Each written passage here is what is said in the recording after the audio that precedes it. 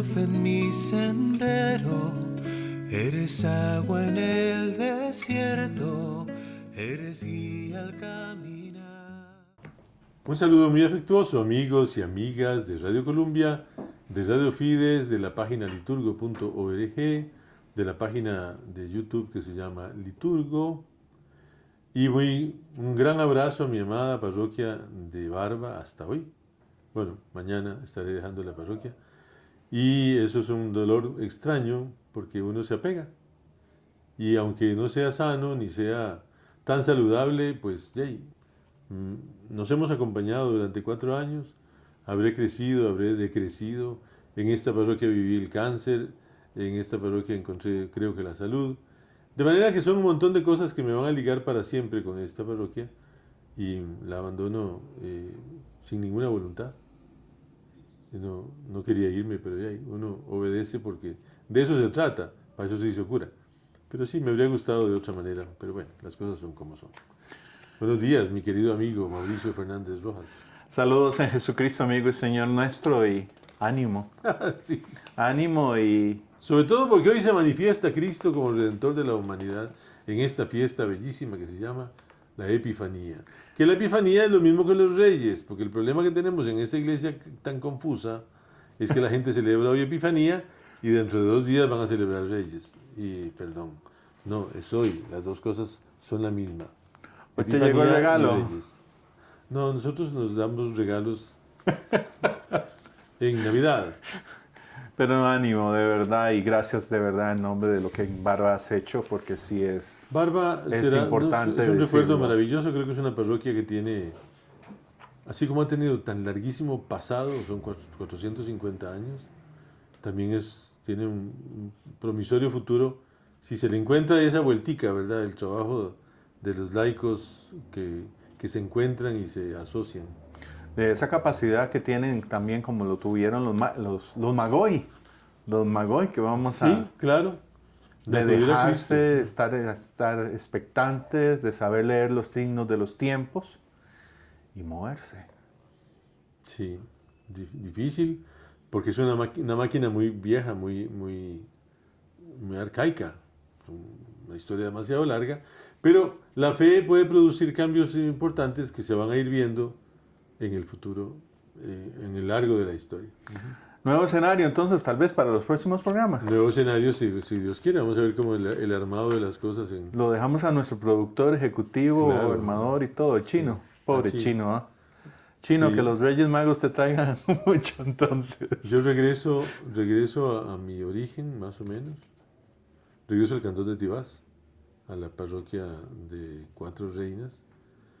Y, bueno, ahí estaré cerca de cuál fue mi cuna. No nací en Tibás, yo nací en la Soledad, pero, bueno, ahí estaré. Dice la comunidad de Mateo: habiendo nacido Jesús en Belén de Judea, en tiempos de rey Herodes, unos magos de Oriente se presentaron en Jerusalén preguntando: ¿dónde está el rey de los judíos que ha nacido? Porque hemos visto salir su estrella y venimos a adorarlo. Al enterarse el rey Herodes se sobresaltó, y toda Jerusalén con él.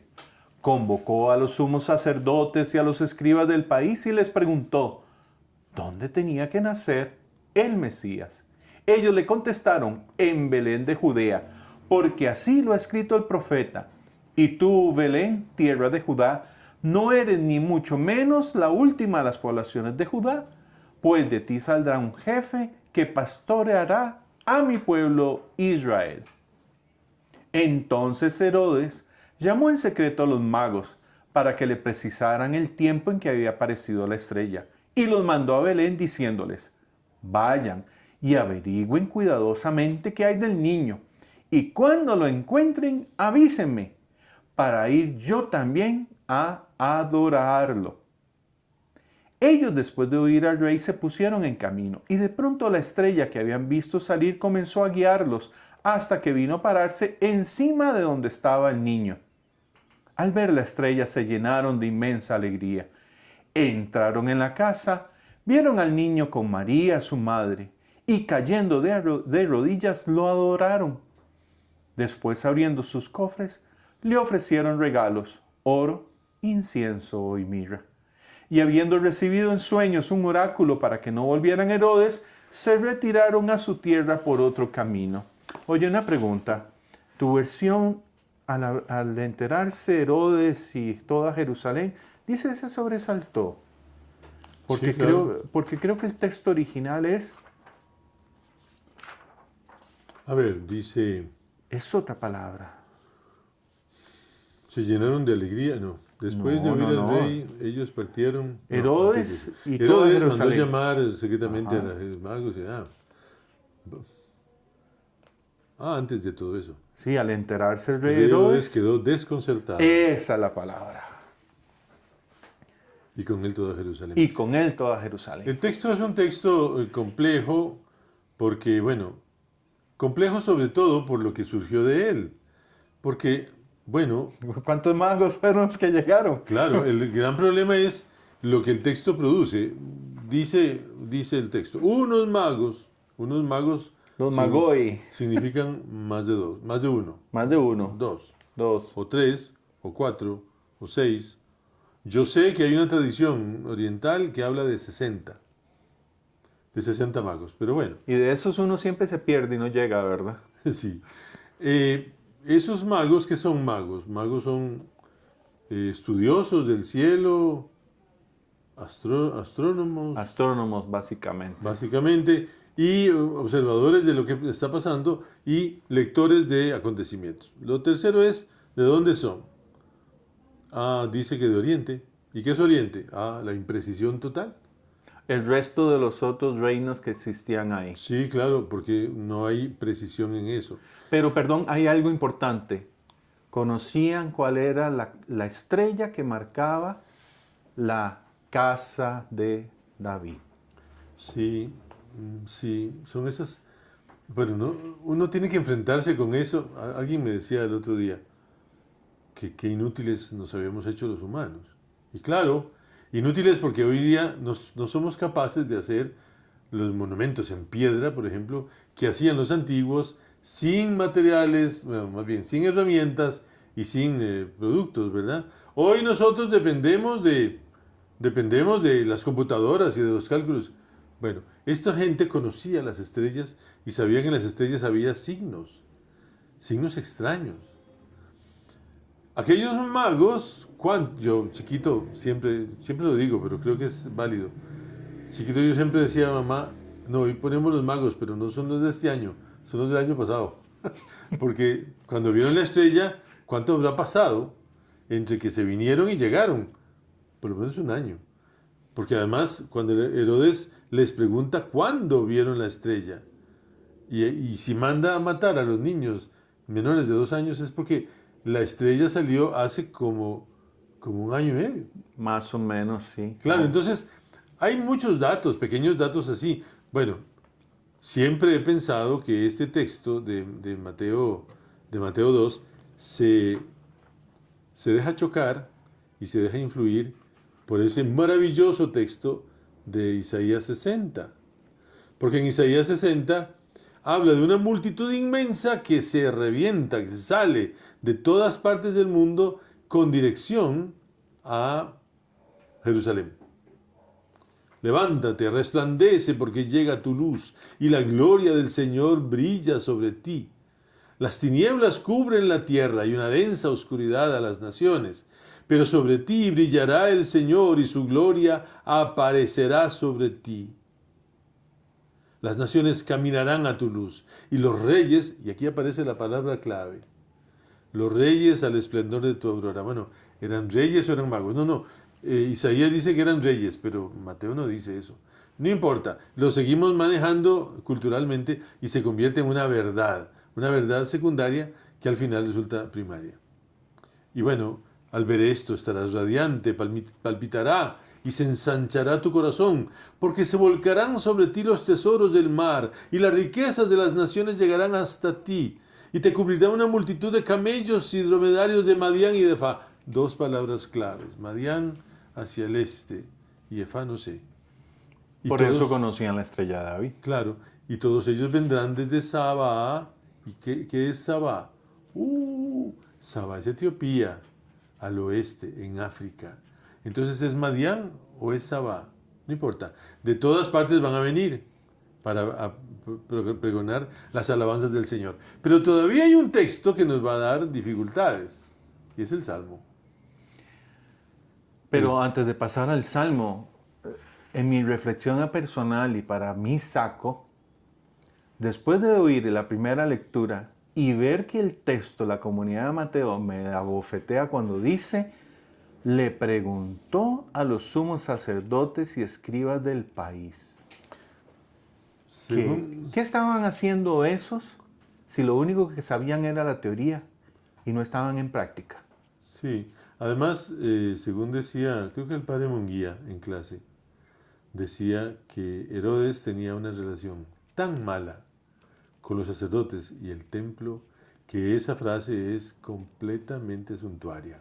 Ah, sí. Es una frase completamente creativa y más o menos como una especie de recurso, Muy político. claro, Muy político, Claro. como para ponerlos a nivel. sí, como para contemporizar un poco las cosas y que no se notara tan feo el choque radical. Siempre recordemos que Herodes no era judío. Herodes era de las tribus de semitas de por ahí cerca, pero no era judío. Y tenía el gran problema de que había escogido cómo iba a ser la casa de Dios, el templo. Claro. Y bueno, se le debe a Herodes, a pesar de su condición de no judío, de su condición de pagano, haber construido el edificio más lindo del mundo en la época. Porque iba a ser su palacio. Bueno, Bueno, estamos dando ya datos históricos. Una rata miserable era el tal Herodes, porque fue capaz de matar a la esposa y matar 2 hijos, porque se le quisieron oponer. Era un hombre perverso, pero que gobernó ese país durante 40 años, como David. Como nadie lo había hecho Claro. antes. Entonces, tenemos esta incoherencia, digamos, en la que los magos, que tampoco habrían llegado al palacio, ¿verdad? Porque, Es que en secreto quiere decir que se vistió y salió de... claro, de manera que sí, la riqueza le va a venir al texto desde la primera lectura que ya dijimos y desde el Salmo, porque en el Salmo, que es el Salmo del Rey, 71, confía tu juicio al Rey, tu justicia a los hijos de reyes, para que rija a los pueblos con justicia, a las naciones con rectitud. Y entonces desea días de abundancia y de justicia, de paz, mientras dure la luna, y que domine de un mar hasta el otro, y desde el río hasta los confines de la tierra. Y vienen ahí entonces unas ideas, los reyes de Tarsis y de las costas lejanas. ¿Qué es Tarsis? Tarsis es España. Acuérdense que Jonás, cuando fue llamado por Dios para ir a evangelizar en Nínive, Cuando fue vomitado. cogió un barco y se fue a España, se fue a Tarsis. Es decir, en vez de ir, como la paloma de aquella canción bonita, en vez de ir al este, fue al oeste. Huía de Dios. Entonces, los reyes de Tarsis y de las costas lejanas le paguen tributo. Y después dice, los reyes de Arabia y de Sabá. Eso produce una especie de triángulo. España al oeste, Arabia al este y Sabá al sur. Son los límites de los pueblos civilizados de aquel tiempo. Claro. Y entonces en España hicieron alguna vez unos pasitos. Son muy bonitos, son un poco fantasiosos, pero el rey mago que viene de Arabia viene ¿cómo se llama? En elefante. El que viene de Saba viene en camello, porque los elefantes africanos hasta ahora se están domesticando. Exactamente. No se han podido domesticar. Y el que venía de España, ¿en qué venía? Pues anda, en caballo, estontó el salero. Es la idea esa de universalidad maravillosa que nos acude y nos enriquece. Y eso es la Epifanía. Esa es la Epifanía. Dios que se abre a toda la humanidad. Dios que dice, aquí estoy, soy de todos, Soy de todos. soy de todos. Si hubiera habido, digamos, no sé qué animales habrá en el norte, serían 4 magos. Si no, una cosa que venía de América, serían 5 magos. y unos chinos, serían 6 magos.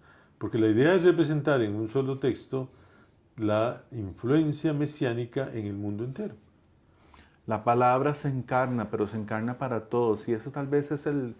Qué bonito. Podemos recobrarlo así, porque a veces siento como que nos sentimos tan cómodos. Tan católicos. Pero católicos sin ser universales. No. ¿Puedo decirlo así? Católicos con capacidad de exclusión. Oh, no, pero entonces ya no somos católicos. No, pero el gran problema es ese. Somos un club, Álvaro. Claro. Somos un club. Ese es el gran problema. Y ahí tenemos que ver qué hacemos. Porque tenemos como tarea, y lo había dicho, no sé si fue el Papa Francisco, no recuerdo quién, que el camino, curiosamente, el camino para el posible acercamiento de los musulmanes a Cristo sería María. Siempre recuerdo aquella imagen que está pintada en el techo de la Hagia Sofía, de la Santa Sofía en Estambul, una imagen de María que mide como 4 o 5 metros de alto. Que no fue cubierta. Que no fue cubierta nunca. Que ellos le dijeron a los que estaban cubriendo los santos, no, esa déjela ahí, es la madre del maestro. Y ahí se quedó, y todavía no la han cubierto. Aún hoy, que está vuelta a convertir en mezquita, aún sigue visible. Bueno, ¿por qué no trabajamos un poquito de eso? Para ver si es posible que el musulmán entienda la grandeza de Cristo. Recuerdo otra anécdota de musulmanes. Un estudiante de imán que fue donde su imán a preguntarle cosas y le dijo, maestro, la palabra de Dios es Dios. Y el imán se le quedó viendo, a partir del Corán, ¿verdad? Se le quedó viendo y le dijo, sí, la palabra de Dios es Dios. Y se fue. Días después volvió el imán, el estudiante de imán, andando al imán maestro, ¿Cristo es la palabra de Dios?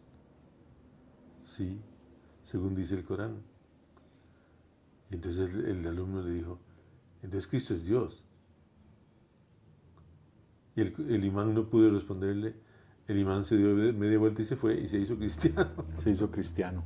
Porque esa es la idea, esa es la verdad. La verdad está ahí. No la hemos leído, no la hemos bebido, no la hemos reflexionado. Problema nuestro, enteramente nuestro, y que debe ser solucionado. Y la gran esperanza que tenemos en el mensaje de alegría que siempre vamos a recibir cuando hay paso de Dios. O sea, los reyes se alegraron cuando vieron la estrella. Los reyes se postran y son contentos. Los reyes disfrutan. O sea, yo sigo muchas veces insistiendo. ¿Usted vio que le pusieran a los reyes a hacer esto, a llevar el catecismo, a hacer aquí, a hacer allá? O sea, ¿cuál plan? No. Ellos estaban atentos a lo que Dios estaba... Ah, usted habla de los magos. Sí, yo estoy hablando ahora de los magos. Estaba hablando diciendo reyes y reyes. No, yo estoy hablando ahora... Pero ¿y son reyes? Pongámosle ese reyes magos. Pongámosle reyes magos. Estaban atentos a su historia de salvación, Álvaro. Claro, sí. Estaban viendo lo que estaba sucediendo. Se dieron cuenta que algo extraordinario, cosa que no se dieron cuenta los escribas y los sacerdotes.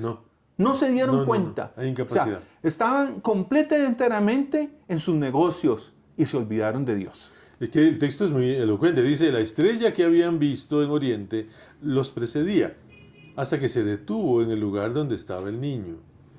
Cuando vieron la estrella, se llenaron de alegría y al entrar en la casa, encontraron al niño con María, su madre. Y postrándose, les rindieron homenaje. Y luego, abriendo sus cofres, le ofrecieron dones, oro, incienso y mirra, que están mencionados también en el Salmo y en la lectura de Isaías. Eso es la declaración más abierta y más amplia y más sublime de la convicción que ellos tenían de que se habían encontrado con Dios, ahí, en brazos de su madre, que ese niño chiquitico que estaba ahí, que tendría 1 año, no sé qué, era Dios, Dios con nosotros, el Emmanuel. Y ese es el momento en el que nosotros, bueno, he estado viendo muchos cortecillos ahí en la internet de personas, bueno, hay una cosa, el otro día estaba viendo las frases de los ateos, que ya no eran ateos, porque al término de sus vidas empezaron a creer, comprobando que la creación no da lugar a que no haya un Dios. Precisamente la creación es obra de alguien que pensó y que le echó a andar. Por eso razón y fe se mantienen juntas por la espiritualidad. Por esa vivencia de ese trascendente que todo ser humano busca y anhela. De ese llenar ese vacío que tenemos. Nosotros, seres infinitos en lo limitado de nuestro ser, somos infinitos en el sentido del amor de Dios. Y esto fue lo que los reyes nos siguen diciendo. O sea, Dios está para todos, no es un club. El problema aquí terrible, gravísimo, es la chabacanería en la que hemos entrado como seres humanos.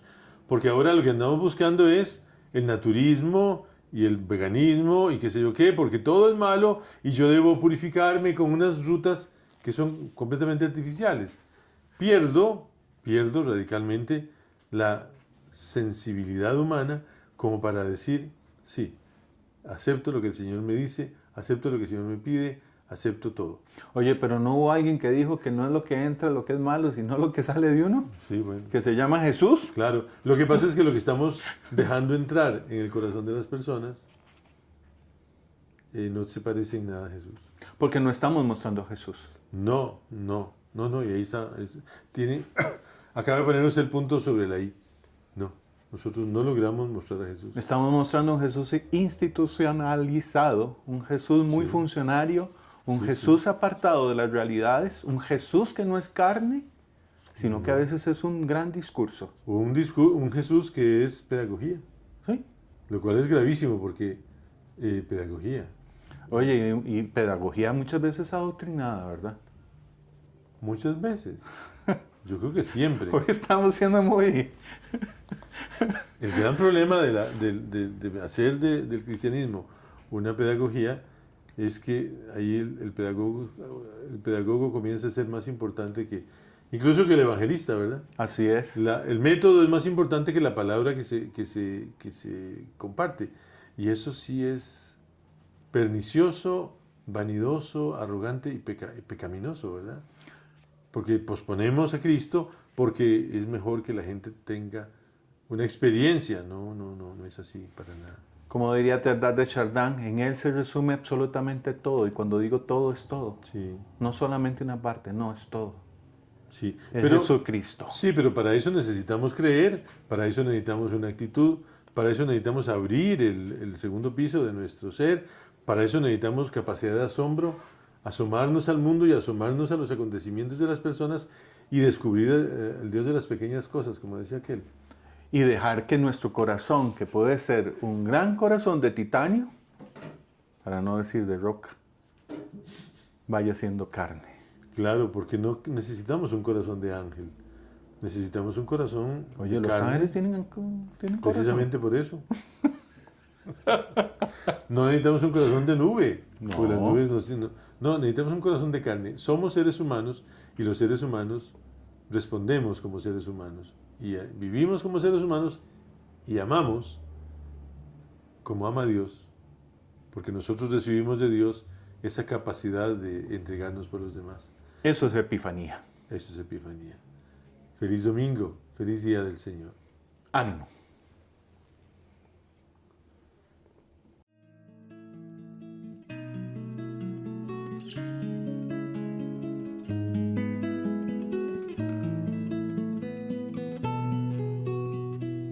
Tú eres luz en mi sendero, eres agua en el desierto, eres guía al caminar.